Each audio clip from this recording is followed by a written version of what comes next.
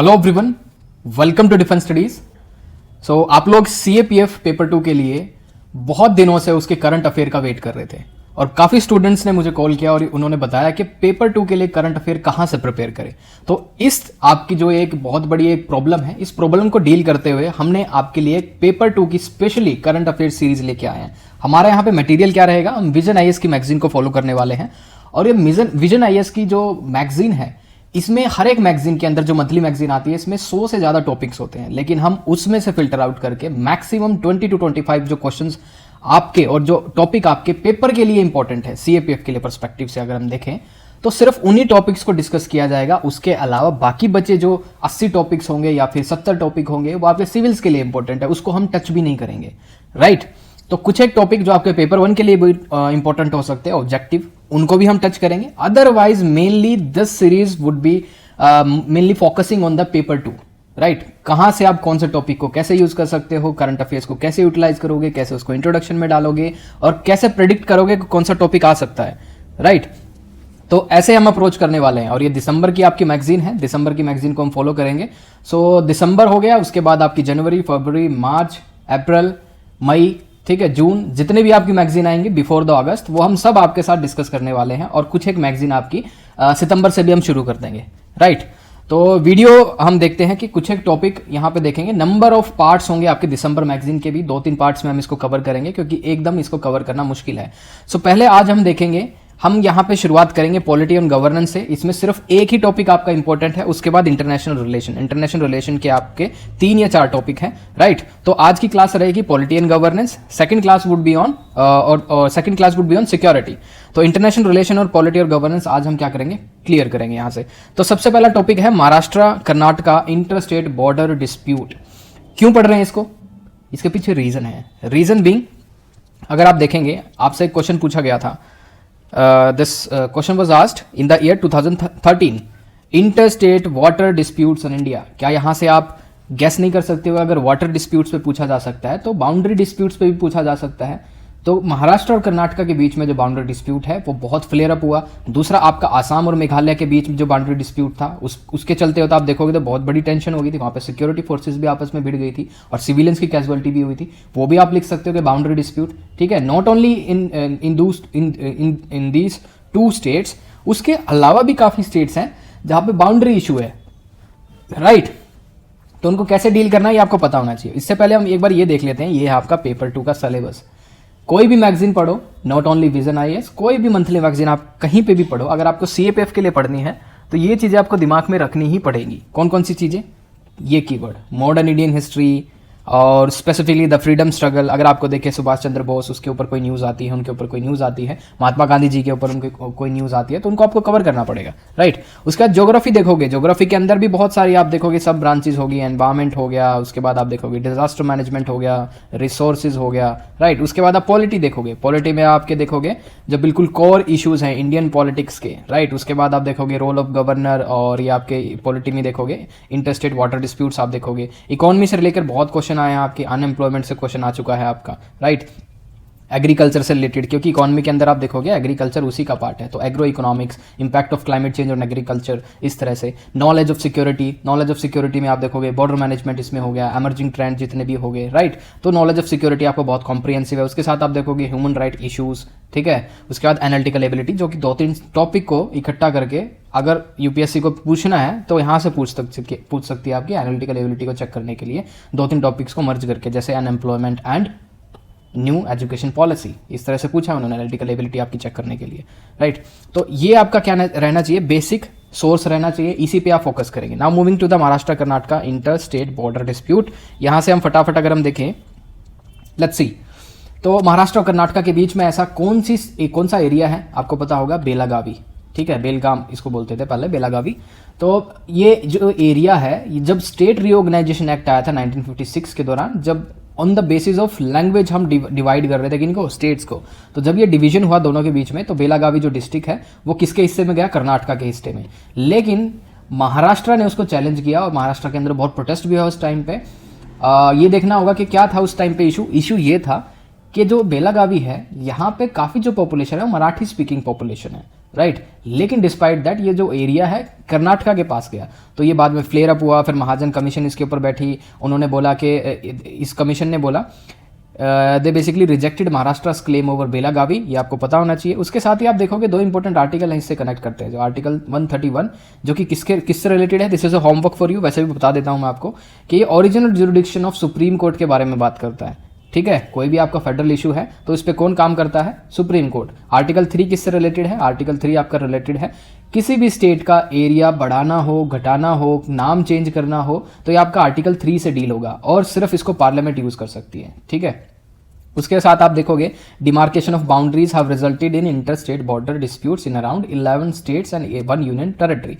Right, तो centre का stand ये है कि आप कोई भी दोनों स्टेट्स के बीच में कोई डिस्प्यूट हो तो उसको एमिकेबली आप क्या कर सकते हो, रिजोल्व कर सकते हो। तो ये था आपका इंटर स्टेट डिस्प्यूट का, बॉर्डर डिस्प्यूट का। Now coming to the international relation में हम देखें United Nation and India's norms. इस साल भी 2022 के अंदर यूएन रिफॉर्म पे क्वेश्चन आ चुका है आपका। ठीक है, G20 बाली डिक्लेरेशन की अगर हम बात करें, डायरेक्ट क्वेश्चन नहीं आएगा G20 बाली डिक्लेरेशन पे, बट इसको आपको यूज करना आना चाहिए। राइट, इसको अगर यूज करना सीख गए इंफॉर्मेशन को तो आप इस एग्जाम के चैंपियन हैं। अगर आप ये सोचेंगे कि ये टॉपिक मैं प्रिपेयर करके जाऊंगा और यही एग्जाम में आना चाहिए तभी मैं लिख सकता हूं, तो आप इसमें अच्छा नहीं कर पाएंगे, आपको बिलो एवरेज मार्क्स आएंगे इसके अंदर। बिलो एवरेज मार्क्स होते हैं आपके 75। ठीक है, 70 मार्क्स, इतने मार्क्स आपके आएंगे। तो अगर आपको अच्छा स्कोर करना है, more than 100 above average score करना, तो यूज ऑफ इन्फॉर्मेशन पे ध्यान दीजिए कि G20 बाली डिक्लेरेशन को, अगर कोई भी इंटरनेशनल रिलेशन का कोई क्वेश्चन आता तो इस इवेंट को आप कैसे यूज करेंगे, ये आपके ऊपर है। कैसे आपको इंट्रोडक्शन में डालेंगे कि G20 बाली डिक्लेरेशन का आप इसके अंदर क्या कर सकते हो, you can basically define this G20 Bali declaration से, इससे क्या हो सकता है इंडिया की अगर पोजिशनिंग की बात करें इंटरनेशनल रिलेशन के अंदर। तो चलते हैं, उसके बाद बिम्स्टेक देखेंगे, फिर इंडिया यूएस से चाइना ट्रायंगल, फिर इंडिया की सॉफ्ट पावर क्या है, फिर ECTCA क्या है, ECTA India Australia economic cooperation trade agreement. देखिए डायरेक्ट क्वेश्चन इसमें पेपर 2 से तो एक्सपेक्टेड नहीं है, लेकिन ECTA जो है आपका ये पूछ लेगा किस कंट्री के साथ इंडिया ने अभी रिसेंटली ये ट्रेड एग्रीमेंट किया है, तो आपको पता होना चाहिए कि ऑस्ट्रेलिया के साथ किया है। Now coming to the United Nation and India's norms, यहाँ पे हम देखते हैं यूएन रिफॉर्म की बात हुई है। क्यों हम रिफॉर्म की बात करते हैं, क्योंकि जो पहले यूनाइटेड नेशन बना था उसको बने हुए 75 साल हो चुके हैं। 75 साल के अंदर बहुत सारी चीज़ें चेंज हो चुकी है। क्या वो चेंजेस हैं ये आपको पता होना चाहिए। उस टाइम पे आप देखोगे यूनिपोलर वर्ल्ड होता था, फिर बाईपोलर वर्ल्ड होता था, अब क्या है मल्टीपोलर वर्ल्ड हो चुका है। ठीक है, मल्टीपोलर वर्ल्ड में अगर हम देखेंगे चाइना एमर्ज कर रहा है, इंडिया एमर्ज कर रहा है, काफ़ी एशियन कंट्रीज एमर्ज कर रहे हैं। बैलेंस ऑफ पावर में आप देखोगे चेंज हो रहा है। ईस्ट पहले वेस्ट बहुत पावरफुल होता था, अब वो इक्वेशन क्या है, इक्वल हो रही है। और एशिया जो है, एशिया के अंदर आप देखोगे बहुत ऐसी इकॉनमी है, राइजिंग इकॉनमी, मिलिट्री पावर भी एशिया के अंदर बन चुका है। तो आप बोल रहे हैं कि यूनाइटेड नेशन के अंदर क्या होना चाहिए, इंक्लूसिविटी होनी चाहिए। काफ़ी जो कंट्रीज हैं उनको क्या करना चाहिए, इसके अंदर इंक्लूड करना चाहिए, यूनाइटेड नेशन सिक्योरिटी काउंसिल को एक्सपेंड करना चाहिए। राइट, तो ये सभी मैंने आपको बैकग्राउंड इसके पीछे बता दिया। बाकी आप देखोगे चैलेंजेस की, जब मैंने बात की चैलेंजेस से पहले एक बार देख ली नॉर्म्स। एक आप देखोगे इंडिया ने एनविसाज किया है इसको, नॉर्म्स को। नॉर्म्स के अंदर बहुत सारी ऐसी चीज़ें हैं जो रिफॉर्म करने की बात हो रही है। So India has proposed reform in the United nation by norms, new orientation for reform multilateral system, so to determine the global order that best reflect contemporary realities and what are those contemporary realities। कौन से ऐसे challenges हैं, terrorism को ले लीजिए, radicalism को ले लीजिए, पैंडेमिक को ले लीजिए। ठीक है, तो हर एक आप देखिए क्या हम टेररिज्म से अच्छी तरह से निपट पाए हैं, नहीं, क्योंकि आपका एक क्वेश्चन भी आया था टेररिज्म से रिलेटेड 2012 के अंदर CAPF में ऐसे राइटिंग के अंदर एक क्वेश्चन आया था, international cooperation on terrorism is a myth और रियलिटी। ये आपका क्वेश्चन पूछा जा चुका है, international cooperation on terrorism is a myth और रियलिटी 2012 के अंदर। ये इंटरनेशनल कोऑपरेशन किस तरह की बात करता है, या तो बायलैटरल रिलेशन की बात करता है या फिर ऐसे मल्टीलेटरल इंस्टीट्यूशन जो है जो कि टेररिज्म से डील करने के लिए बनाए गए थे, क्या वो अच्छी तरह से काम कर रहे हैं, नहीं कर रहे। तो ये इमर्जिंग चैलेंजेस हो गया। दूसरा रेडिकलिज्म की बात करेंगे यहाँ पे, रेडिकलिज्म को काउंटर करने के लिए वैसे आपने SCO का नाम सुना होगा। SCO के अंदर आपका रैट्स जो है ऑर्गेनाइजेशन रीजनल एंटी टेररिज्म, ये आपका जो स्क्वाड होगी ये उसको फाइट करने के लिए बनाया। रेडिकलिज्म हो गया, 3 फंडामेंटलिस्ट जो आप देखोगे, एक्सट्रीमिस्ट, उसको भी फाइट करने के लिए, टेररिज्म को फाइट करने के लिए। तो रेडिकलिज्म बहुत इंपॉर्टेंट है। ISI आप देखोगे, ISIS, ठीक है, इनकी आइडियोलॉजी एक्सट्रीम आइडियोलॉजी है, फंडामेंटलिस्ट है। सो पेंडेमिक अगेन, अभी भी हमने देखा कि पेंडेमिक जब ओरिजिनेट हुआ तो यूनाइटेड नेशन उससे अच्छी तरह डील नहीं कर पाया। दूसरा आप देखोगे ऐसे कोई इवेंट आप देखोगे ये रशिया यूक्रेन वॉर के अंदर, तो यूनाइटेड नेशंस ने कोई पुनिटिव मेजर्स नहीं लिया, छोटी कंट्रीज़ को बचाने के लिए ऐसा कुछ नहीं किया, राइट। ये सभी चीज़ें आपको देखनी होगी। Now see the need for UN reforms. UN reform पे अगर हम बात करें तो लैक ऑफ इंक्लूसिविटी, जो मैंने आपसे शुरू में बोल दिया था कि अभी changes in reality of global community हो चुका है। Lacuna in enforcement of mechanism, enforcement mechanism में बहुत सारी कमियां हैं, ठीक है। Geopolitical competition and ideological structure आप देखोगे, जियोपॉलिटिकल कंपटीशन में अगर हम देखें जैसे कई बार मिसयूज होता है वीटो पावर का, ठीक है। जैसे इंडिया ने डेजिग्नेट करने की कोशिश की थी मसूद अजहर को एज एन इंटरनेशनल टेररिस्ट, लेकिन उसको चैलेंज कर दिया गया, ठीक है। चाइना ने उस पर क्या किया, बहुत 2-3 बार उस पर वीटो यूज़ कर लिया, राइट। तो ये आप देखोगे international cooperation on terrorism is a myth, ये उस एग्जाम्पल में आप डाल सकते हैं। दूसरा आप देखोगे यूएन का रिस्पॉन्स है Russia's invasion of Ukraine has been anemic, कोई ज़्यादा स्ट्रॉन्ग रिस्पॉन्स रहा नहीं, कोई रिलीफ मेजर उसको नहीं दिए गए, ठीक है। इस वॉर को रोकने के लिए भी कोई स्ट्रॉन्ग स्टांस नहीं लिया यूनाइटेड नेशन और सिक्योरिटी काउंसिल के अंदर, क्योंकि इसमें आप देखोगे वीटो मेंबर है, Russia is also veto member, तो ये जो ऑर्गेनाइजेशन को ये टूथलेस बना देता है, राइट। तो इसीलिए इसके अंदर क्या है, रिफॉर्म की ज़रूरत है। चेंजेस इन रोल की अगर हम बात करें, peace building, conflict prevention, non proliferation और counter terrorism, protection of civilians, so यहाँ पे इसकी चेंज होने मतलब डिमांड हुई है इसकी कि ये इन एरियाज़ के अंदर चेंज होने चाहिए। अब यहाँ पे देखेंगे मिसयूज ऑफ वीटो पावर वाला जो केस मैंने आपको बता दिया था। अब इसके अंदर क्या हर्डल्स आएंगे, ह्यूज सपोर्ट चाहिएगा, कोई भी रिफॉर्म करने के लिए आपको 2/3 vote of the UN general assembly की वहाँ पे चाहिएगी, 2/3 वोट। अगर आपकी 193 मेंबर्स हैं तो उसमें 2/3 इसके लिए क्या होने चाहिए, इसके लिए फेवर में वोट करना चाहिए। उसके बाद लैक ऑफ कंसेंसस आप देखोगे, all this things comes under this. और वे फॉरवर्ड क्या हो सकता है, permanent membership should be enlarged to grant broader regional representation. तो ये कह रहे हैं कि परमानेंट मेंबरशिप जो है P5 नेशंस हैं उसको एक्सपेंड करना पड़ेगा। अभी जो रिसेंट आप देखोगे कंटेम्प्रेरी चेंजेस हुए हैं उसके according some countries should also be include in that. कौन सी वो कंट्रीज होनी चाहिए, इंडिया भी इसके अंदर फेवर मतलब बहुत परस्यू कर रहा है, लेकिन मुझे नहीं लगता आने वाले 50 या 100 साल के अंदर इंडिया कभी इसका मेंबर बन पाएगा, क्योंकि बहुत सारी इसके अंदर जियो पॉलिटिक्स इन्वॉल्व है। कोई नहीं चाहता कि हमारी जो पावर है वो हम किसी के साथ शेयर करें, ठीक है। उसके साथ हम देख लेंगे कि the primary threat endanger the existence of humanity, climate change, infectious disease and nuclear weapon. तो ये हमारे क्या है, नए चैलेंजेस हैं, इसको डील करने के लिए भी यूनाइटेड नेशंस के अंदर क्या होना चाहिए, कुछ एक रिफॉर्म्स होने चाहिए। Now will see the digital cooperation, इसमें आप देखोगे। अब अगला देखते हैं G20 बाली डिक्लेरेशन। देखिए G20 को इतना खासा आपको मतलब प्रिपेयर करने की जरूरत नहीं है, लेकिन G20 आपको पता होना चाहिए कि इंडिया की ये पोजिशनिंग कैसे कर सकता है इंटरनेशनल रिलेशन के अंदर। क्या इंडिया जब चाहता है ग्लोबल पावर बनना तो इस इवेंट को G20 को कैसे वो यूटिलाइज कर सकता है, ठीक है। अगर हम बात करें क्लाइमेट चेंज की, इंडिया बहुत ज़्यादा बात करता है कि क्लाइमेट चेंज को लेके, क्लाइमेट जस्टिस की बात करता है। दूसरा हम बात करते हैं कि रिफॉर्म इन मल्टीलेटरल इंस्टीट्यूशंस की हम बात करते हैं। मल्टीलेटरल इंस्टीट्यूशन की अगर हम बात करें तो आपके मल्टीलेटरल इंस्टीट्यूशन जैसे WTO, वर्ल्ड बैंक, राइट। उसके बाद IMF आप बात करोगे, राइट। उसके बाद आप बात कर सकते हो यूनाइटेड नेशंस की, खुद इसी से बात कर सकते हो। तो इसके अंदर आप देखोगे ये बहुत ही ज़्यादा वेस्टर्न डोमिनेटेड है। IMF आप देखोगे यूरोपियन यूनियन के इसके हमेशा डायरेक्टर होते हैं। वर्ल्ड बैंक में आप देखोगे अमेरिका के यहाँ पे बहुत ज़्यादा डायरेक्टर होते हैं, मैनेजिंग डायरेक्टर ऑन दिस, ठीक है। WTO में आप देखोगे आगे it is again dominated by the western countries. तो G20 बाली डिक्लेरेशन के लिए इंडिया क्या पिच कर सकता है, ऐसा कोई आइडिया पिच कर सकता है जो कि ये बहुत सारी जो आपकी साउथ एशियन कंट्रीज़ है तो इंडिया के साथ खड़े हो जाए, तो हर एक जो छोटे छोटे देश हैं तो क्या इंडिया उनको ऐसा कोई आइडिया दे सकता है, एज अ विजन दे सकता है। तो ये भी आप देखोगे इसके अंदर G20 के अंदर, राइट।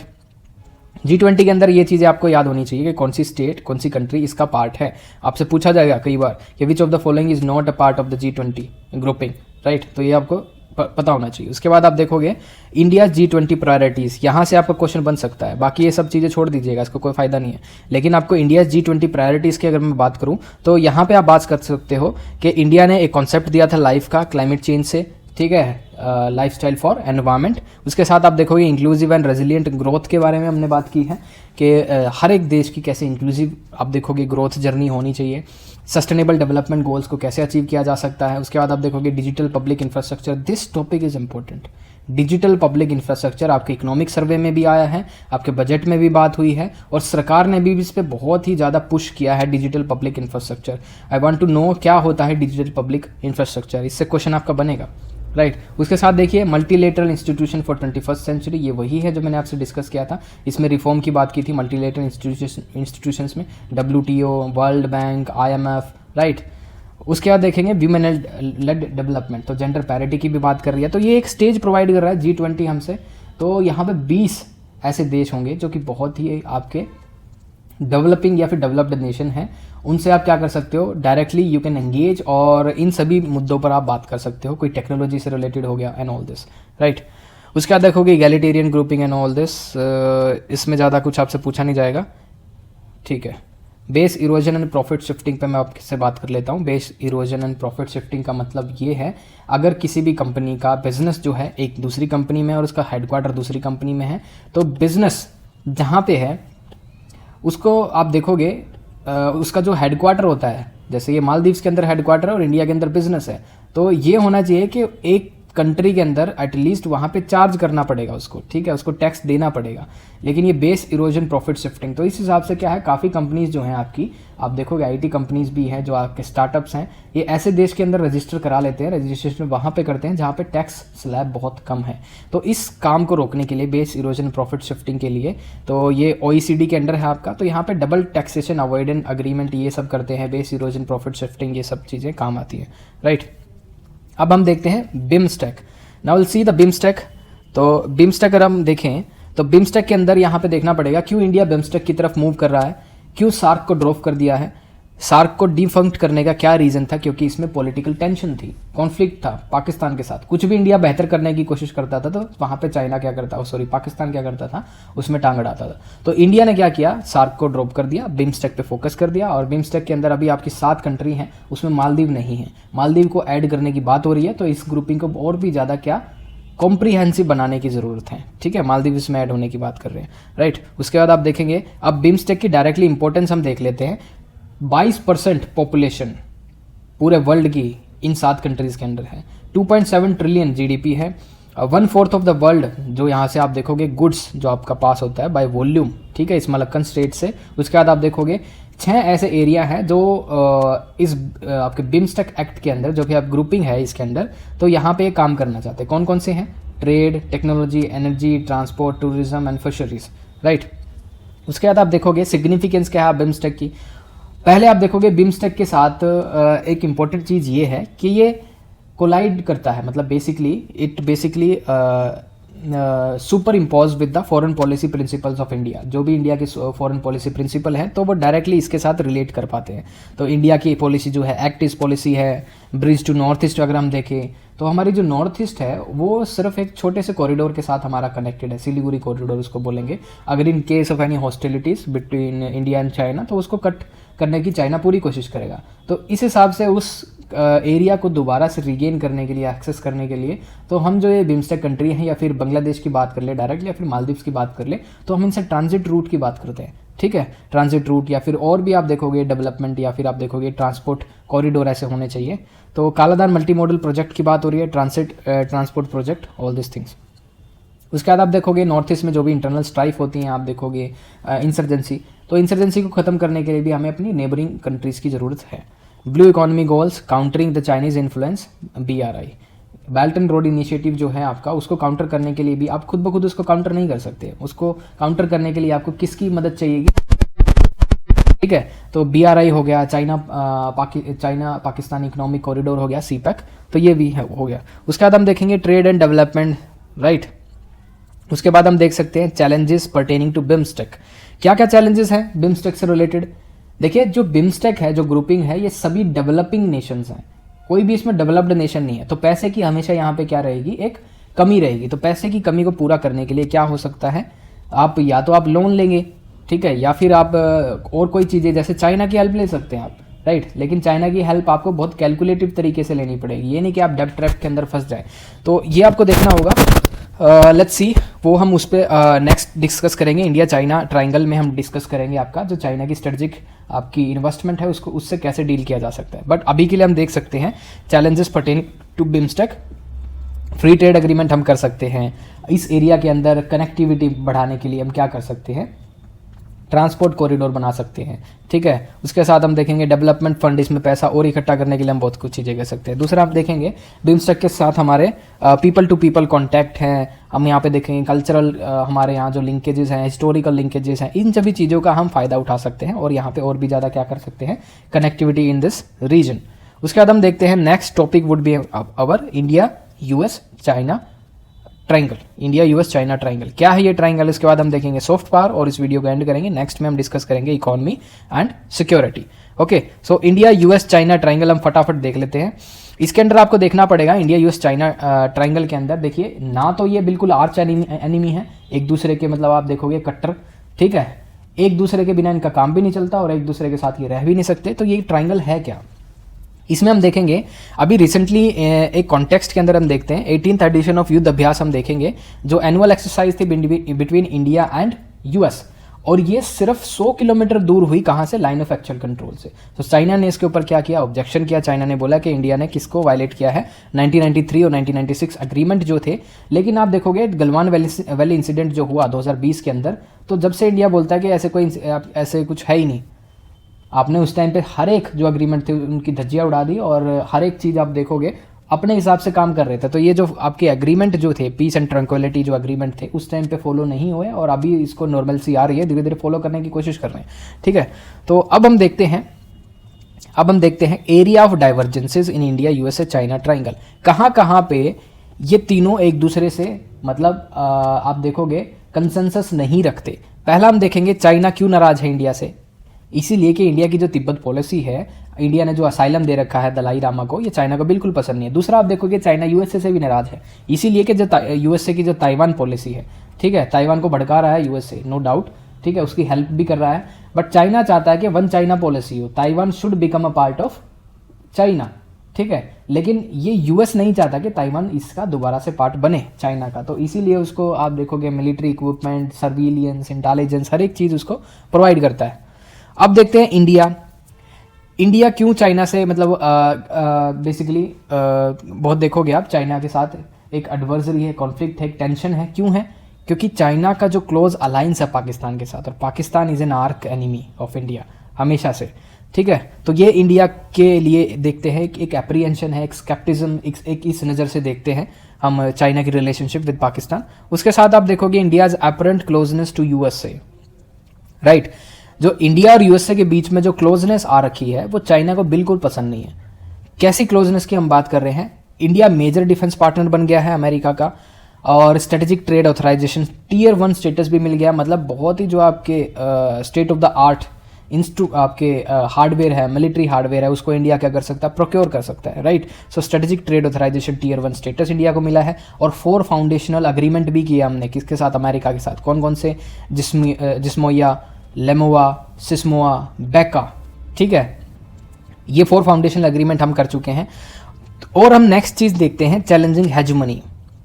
अब चाइना की जो हेजमनी है, हेजमनी का मतलब है अनडिक्लेयर्ड लीडर, इसका मतलब है अनडिक्लेयर्ड लीडर। लोगों की नज़रों में या फिर देश की नज़रों में, काफ़ी छोटे छोटे देश की नज़रों में चाइना को एक लीडर मानना शुरू कर दिया गया है, ऐसा ये सोचता है चाइना खुद ब खुद।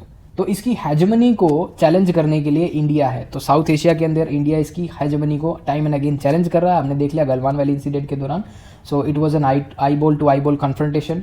अब आप देखोगे इंडियन ओशियन के अंदर भी कॉन्फ्रंटेशन होता है between India and Chinese navy, right. तो इनकी हेजमनी काउंटर की है इंडिया ने बहुत अच्छे से। सो चाइना की जो पॉलिसी है स्ट्रिंग ऑफ पल्स, इंडिया उसको काउंटर करता है विद आयरन कर्टेन, ठीक है, आयरन कर्टेन से उसको काउंटर करता है। उसके बाद आप देखोगे displace the position of USA in world order. उसके बाद क्वाड ग्रुपिंग आप देखोगे, क्वाड ग्रुपिंग पहले इनफॉर्मल थी, अब उसको फॉर्मल करने की बात हो रही है, जो कि चाइना को बिल्कुल पसंद नहीं आ रही है। So China has been aggressive in the region, right. अब यहाँ पे आप देख सकते हो एक इंपॉर्टेंट चीज़ यहाँ से कनेक्ट कर सकते हो, you can connect this thing,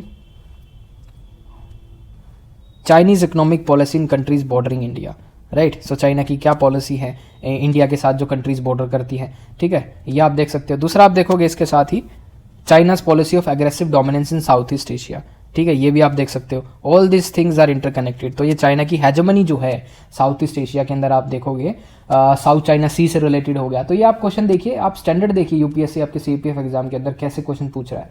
तो साउथ ईस्ट एशिया के अंदर आप देखोगे aggressive dominance of China, south China sea के ऊपर वो बात हुई थी।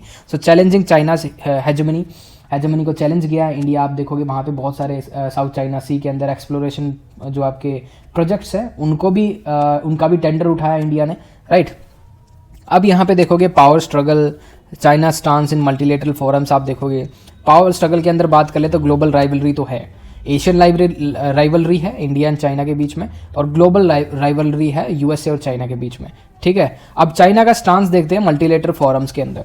इंडिया ने बहुत कोशिश की है एनएसजी में आने के लिए, लेकिन चाइना हर बार क्या करता है, वीटो यूज कर लेता है, एनएसजी का मेंबर नहीं बनने देता।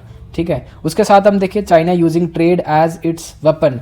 हमने देखा है कोविड के टाइम पे जो सप्लाई चेन डिसरप्शन हुआ था, तो बहुत सारे जो क्रिटिकल इंफ्रास्ट्रक्चर में आप देखोगे जो इक्विपमेंट थे वो चाइना से आते थे। हमारे एक्टिव फार्मास्यूटिकल इंग्रेडिएंट की बात कर लो, या फिर छोटे छोटे जो हमारे पार्ट्स हैं इन द इलेक्ट्रॉनिक इंडस्ट्री, या फिर आप देखोगे ऐसी इंडस्ट्रीज के अंदर जो चाइना से हम इम्पोर्ट करते हैं। ठीक है, सो चाइना ने उसको एज एन वेपन क्या किया, यूज़ किया in that time. Area of convergence in India USA China triangle, देखिए तीनों देश एक ऐसी काफ़ी ऐसे ग्राउंड है जहाँ पे सिमिलर भी हैं। किस तरह के, जहाँ पे ट्रेड एंड कॉमर्स की बात कर लीजिए। Despite this Galwan valley incident, हम देखेंगे हमारी जो पोजीशन है चाइना के साथ और जो हमारा बायलैटरल ट्रेड है वो बड़ा है। ठीक है, इससे दिखाता है कि trade and commerce in countries के बीच में बहुत है। तो इंडिया और चाइना के बीच में बहुत अच्छा ट्रेड है, इंडिया यूएस के बीच में भी और यूएस एंड चाइना के बीच में।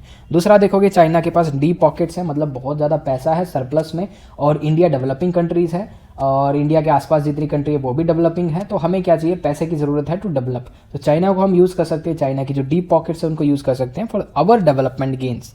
ठीक है, स्टेबिलिटी इन पीस, मतलब ये बात कर रहा है कि हमारे अभी चाइना के साथ सिर्फ एक ही वॉर हुआ है 1962 के अंदर, उसके बाद एक स्क्रिमिशेस हुई थी 67 के अंदर, फिर अभी रिसेंटली गलवान वैली इंसिडेंट हुआ है। तो मोर ओवर आप देखोगे बहुत सालों से हमारे बीच में पीस मेंटेन है।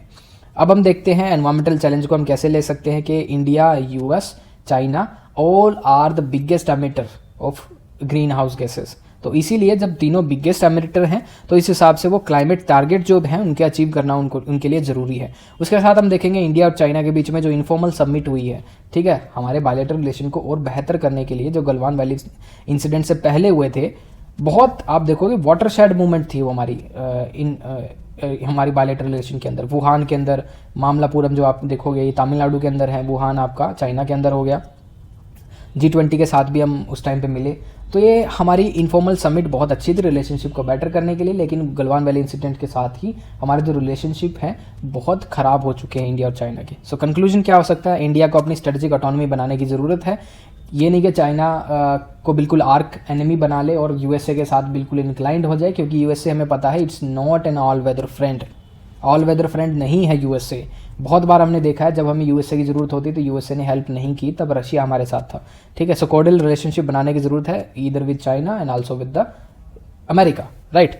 अब हम देखते हैं soft power. I will not discuss soft power. Soft power आपको ना एज एन कॉन्सेप्ट आप डिस्कस कर सकते हो कहीं पे भी। सो सॉफ्ट पावर ईजी सा कॉन्सेप्ट है, मैं आपको ये बुकलेट प्रोवाइड कर दूंगा, जो चीज़ें मैंने मार्क की है आप इसमें से यूज़ कर सकते हो। ठीक है, सॉफ्ट पावर बस इंडिया का एडिड एडवांटेज देख लीजिए, इंडिया की जो सॉफ्ट पावर क्या है।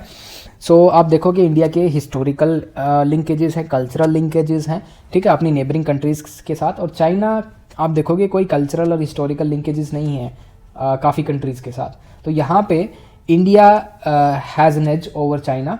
सो ये बहुत इंपॉर्टेंट है। सो इसके साथ आपके जो बात करेंगे हम comparison between India and China and soft power diplomacy, यहाँ से आप देख सकते हो, और India's advantage over China in terms of soft power diplomacy, right.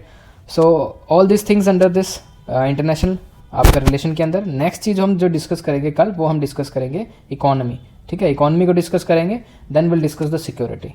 सो कोई भी चीज़ समझ में ना आई हो कमेंट करना, और कोई चीज़ में इम्प्रूवमेंट करने की ज़रूरत हो तो वो भी मुझे बता सकते हो। ठीक है, so thank you for watching.